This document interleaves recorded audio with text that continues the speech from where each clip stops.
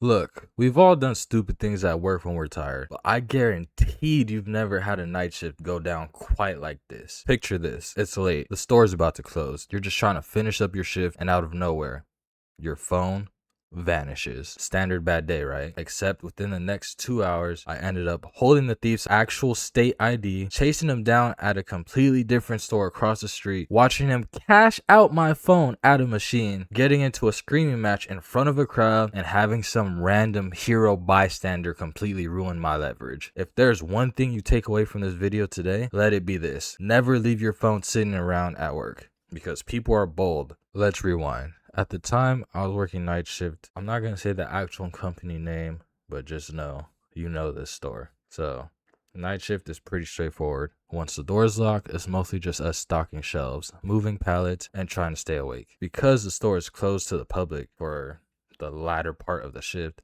I had a routine. Once the store closed, I set my phone down on my work cart, throw an AirPod in, play YouTube videos, and, stock stuff. And I literally did that every single night. But on this specific night, right around closing time, the entire vibe of the store just felt off. Like, it just felt eerie and kind of like dirty feeling. You know that gut feeling when you get something weird is about to happen? I should have listened to it. It was about 10 minutes before closing. The store was virtually empty. I instinctively put my phone down on my cart, turned on a video, and went to work. Out of nowhere, two people walked past me. It was an older woman, probably in her 60s, late 50s, maybe 5 foot nothing, and the guy around 45, completely bald, tatted from head to toe, maybe 5'2". They didn't say anything. They just walked past. And I noticed them, but I didn't think much of it, right? Because people walk past me all the time. I'm working in retail. I walked down the aisle to stock an end cap, totally forgetting I had left my phone sitting on an open cart. A couple minutes later, I walked even further away from my phone towards the door to, chop it up with my manager, talk to him. And suddenly, my AirPods stopped playing. At first, I didn't panic. I thought, okay, Bluetooth. I probably walked too far away, right? I walked closer to my phone, or where I thought my phone was. I clicked my AirPod and nothing. Then I did the classic pat down. You know, the one every guy does. Left pocket, right pocket, back pockets. I felt nothing in my pockets except for my keys and my wallet. My heart instantly dropped to my ass. And then I calmed down for a second. I was like, oh shit, I just left it on my cart like I always do. Now, I leave my phone on the cart all the time, like I said. So I just figured I'd walk back, grab it, put it in my pocket, and keep working. When I walked up to my cart, it was gone. Completely gone. Then I lost my shit. Panic set in instantly. Somebody in this motherfucking store had my phone. I searched every inch, every crevice of that cart, and at the bottom of it, I seen something familiar. It was like a card of some kind. I picked it up, turned around, and it was a state ID. The guy had literally dropped his actual state ID onto my cart while stealing my phone. And sure enough, it was the 45-year-old guy with all the tattoos who had walked past me 5 minutes earlier. I seen this and sprinted to my manager. Someone just stole my phone. I grabbed my manager's phone and dialed my number. It rings, no answer. I dialed again. It rings, and there's no answer.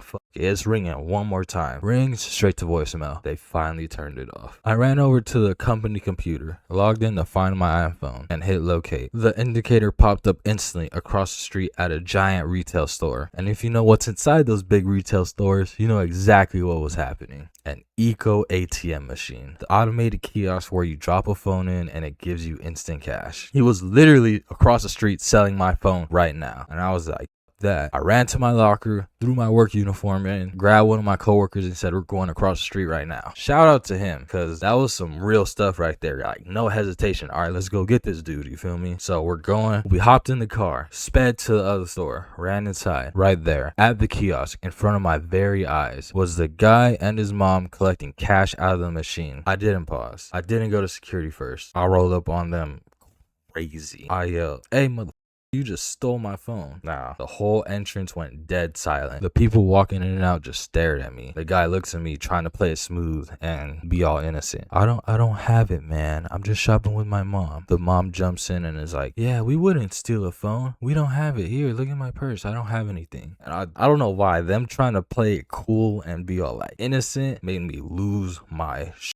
I fucking lost it. I said, I don't give a fuck about what's in your purse. I need my phone back right now or it's gonna get bad. And then this is where shit gets crazy. A full-blown screaming match, like yelling back and forth. Security came running over trying to break us up, and I was like, they're telling me to calm down. I'm like, no, fuck that. Like, that's an expensive phone. I work hard for my shit.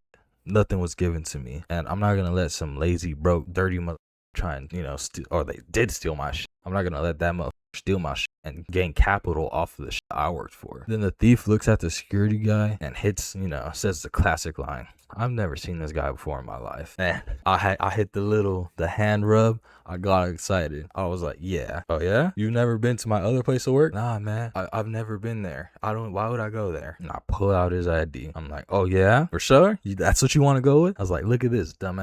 Pull out his ID card. His face completely changed. And he was dumbfounded. Is that my ID? Gave it back. He reaches for it. I snatch it back. I was like, yeah, so you weren't just at my job, you dumb. How do I have this? I didn't take it off you right now. While I was holding the ID and screaming at him, my coworker was outside calling the police. And a huge crowd of employees and shoppers had gathered around us. And you'll never guess what happened next. The single most frustrating situation or predicament in this story. While I was arguing with the security, screaming at the guy who stole and sold my phone, I had the ID card at my side in my hand, and a random bystander in the crowd, a random person who has no involvement in this situation whatsoever, took that guy's ID right out of my hand and handed it back to him. I was tripping. I just turned around like, are you serious right now? You just gave this dude his ID back? Realizing at this moment I knew I wasn't going to get my phone back because I watched them pull money out of the machine and my phone was pinging inside the machine when we tried to find my iPhone. So at this point I told security, look, we're gonna need that. Go get the camera footage. There's a camera right above the kiosk. The police are on their way. And as soon as I said police, the guy and his mom took off running out the doors. I had never seen an old lady run this fast in my life. And I was like, nah, this ain't finna happen. So me and my coworker chased them out the door to the car to possibly get their license plate. And I was like, nah, this ain't happening. And they got up to their car and I was like, cool, you can just give me your license plate and the police can come find you. And of course their car doesn't have a license plate. So now the ID is gone, my phone is in the machine, and the car has no plates. And I was like, oh my God. On the phone with the police, they told us, well, the store should be able to open up the kiosk and get your machine in the morning. Except this security guard who has done nothing this entire situation except for stand there with his hands on his collar says, actually, they come and get these phones at like 3 a.m., on Monday. And it was Saturday at the time. So I was like, oh my God. And the store was damn near closed. It was about 5 minutes till closing. And we wouldn't be able to get the phone out that night. Now I had to drive across the street with my coworker in the car with no phone, feeling defeated because this guy gets to suffer no consequences and comes up like $600. And I was pissed off. I was shaking. And I go back to work.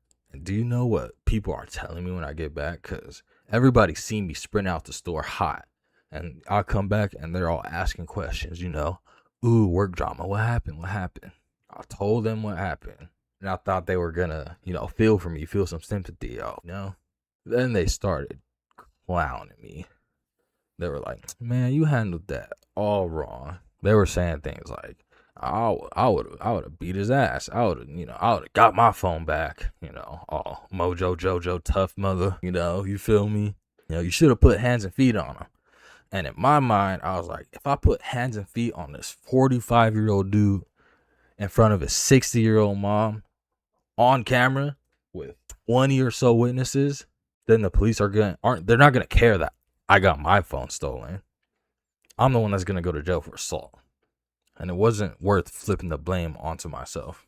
And at this point, I was so tired, mentally exhausted. I told my boss, I was like, boss, man, I can't stay tonight. I can't do this. And he was like, nah, I get it, man. Like, go home. You feel me? I know how it is. I've been in a similar situation. It sucks. So this probably led to the most depressing part of this story. The drive of shame. No phone, no music, not even Apple Maps. I couldn't even turn on the radio because the antenna on my car didn't work. And I didn't know that until I had no phone to connect to Apple CarPlay.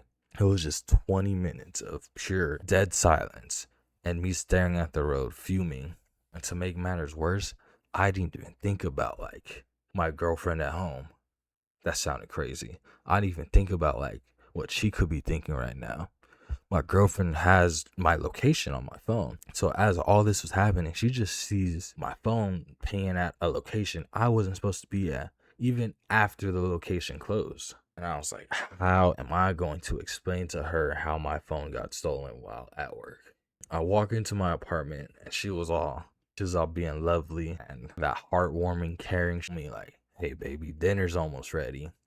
And at that point, I wasn't really talking. I just had this blank expression on my face. I was like, how am I gonna tell you this? So I sat her down, explained this entire fever dream of a night, and she was just as dumbfounded as I was. She got the whole story, and she went from confused to angry to pissed off. And I'm not gonna lie, although she was feeling all those things in the moment as well, she was very supportive of me and just kept telling me, what can we do to fix this right now? And honestly, in the moment, I was so drained, I didn't even have the capacity to answer that question. I just wanted to sleep. So the next day, I filed a police report, and thankfully, the police were able to contact the technicians and open up the machine, and I finally got my phone back. It's crazy because until you lose your phone or don't have your phone, you don't realize how many times a day you reflexively reach into your pocket for it. I had to have reached for my phone almost 50 times that night. I felt defeated. So, moral of this story, keep your eyes on your phone, man. Like, keep it in your pocket. Don't just leave it out for people to take. I was naive thinking the store was closing in 4 minutes. Nobody's gonna take my right. That ended up not being the case. If somebody's jealous of the success you have or the items you have, they're gonna try and ruin it or capitalize on the opportunities you gave yourself. So don't allow people to do that. Keep your cool, man. As much as I wanted to mess that guy up, and as much as my coworkers were talking to me about not messing the guy up, holding back kept me safe and allowed me to go home to my family. I still got my phone back the next day. So there was a good outcome at the end of this. And lastly, if a thief drops their ID at the scene, just take a picture of it. Like in this situation, I couldn't, but I had someone with me at all times. They could have taken a picture of it. And don't let a random bystander who has no idea what's happening try and be helpful and snatch it out of your hands, which is still crazy to me. Anyways, if you guys enjoyed this story, hit that like button, hit the subscribe button, and let me know in the comments what's the weirdest thing that's ever been stolen from you or any crazy work stories you have for me. I'm out.